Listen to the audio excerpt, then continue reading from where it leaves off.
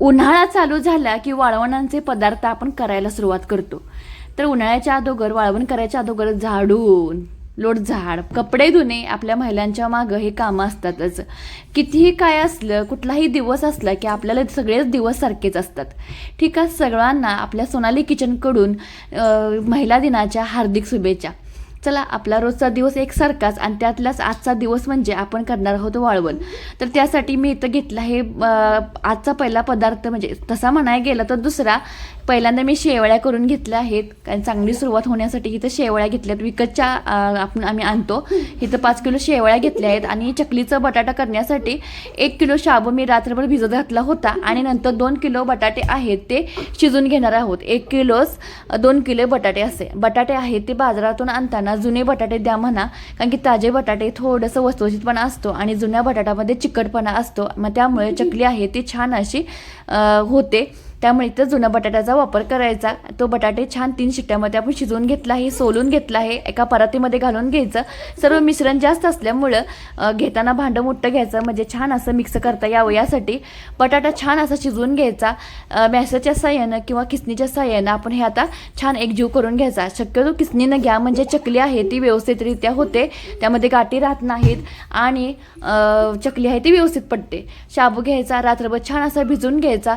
शाबू भिजवताना सुद्धा थोडंसं जास्त पाणी शाबूमध्ये ठेवा, मध्ये शाबू छान असा फुलला जातो आणि त्यामध्ये कठीणपणा जाणवत नाही आणि पिटाळ्यासारखा होत नाही.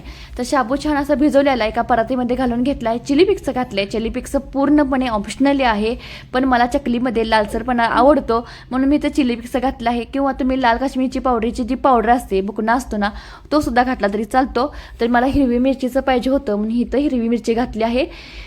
तर चवीपुरते मीठ घालायचं. ह्यामध्ये मीठ आपण आपल्या अंदाजानुसार घालायचं. मिरचीसुद्धा आपल्या अंदाजानुसार घालायची, किती तिखट पाहिजे तेवढं. बटाटासुद्धा छान असा मी बारीक करून घेतला आहे, म्हणजे गाठी राहत नाही, शाबूमध्ये लगेचच मिक्स होतो. आणि आपण हा हळूहळू करून आता हा शाबू आहे तो छान असा मिक्स करून घ्यायचा. म्हणजे सगळं आहे ते मिश्रण 3 किलोचं झालं आहे. वाळवणाचं पदार्थ करायचं झालं की जास्त असं काळजीपूर्वक करावं लागतात. एखादं थोडंसं इकडे तिकडे चुकलं की बट्ट्याबोळं म्हणजे थोडंसं चुकीच होतं. काही वेळेला बटाटा जास्त आलं की चकली आहे लालसर होते, किंवा शाबू ज्या झाला की चकली व्यवस्थित पडत नाही, डायरेक्ट आपल्याला सांडगेच घालावे लागतात, असा प्रकार होतो. तर आपण लगेचच म्हणजे मळल्या लगेचच ही चकली पाडायला घ्यायची. जुना बटाटा नक्की म्हणजे वापरा, त्यामुळे चकलीमध्ये फरक पडतो. चकली आहे ती चिकट होते, म्हणजे बटाटा चिकट होतो आणि त्यामुळे चकली व्यवस्थितरित्या पडली जाते. लगेचच आपण चकलीच्या ह्याच्यामध्ये आपण हे भरून घेणार आहोत आणि चकल्या पाडून घ्यायच्या छान असा. तर आमच्या सासूबाई मला चकल्याचं हे मिश्रण आहे ते भरून देत होत्या आणि मी लगेच इथं उन्हामध्ये करत होते. तर हे 2 दिवस वाळवणं लागतं, म्हणजे एक दिवस थोडं सावलीत वगैरे वाळवलं तर चालतं, दुसऱ्या दिवशी फक्त कडक उन्हामध्ये वाळवायच्या. आणि पण विशेष गोष्ट सांगतो, हा एक पदार्थ असा आहे की ह्यामध्ये तेलाचा एक थेंबसुद्धा लावायची गरज नाही, बिना तेलाचा सगळा पदार्थ होतो हा. तर हा आपला वाळवणाचा पहिला पदार्थ तयार झाला आहे. बटाट्याची तिखट अशी मिरची घालून चकली तयार केली आहे उपवासासाठी खास, आणि माझीसुद्धा खूप फेवरेट आहे म्हणून पहिलाच पदार्थ हा मी केला आहे. दरवेळेला करायचं होत नाही. पालकचे पापड वगैरे असं बटाट्याचे पापड होतात, ही चकली करायचं नंतर कंटाळ येतो, त्यामुळे मी पहिल्यांदा हाच पदार्थ केला आहे. एकदम खुसखुशीत तयार होतो.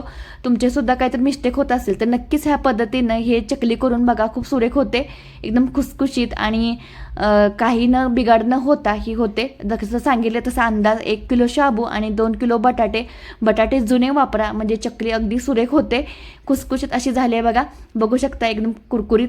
नक्कीच तुम्ही सुद्धा ह्या पद्धतीने करा आणि करून फक्त म्हणायचं भारीच की ओ. आणि जाता जाता आपल्या सोनालीला सबस्क्राईब मात्र करायला विसरू नका. धन्यवाद.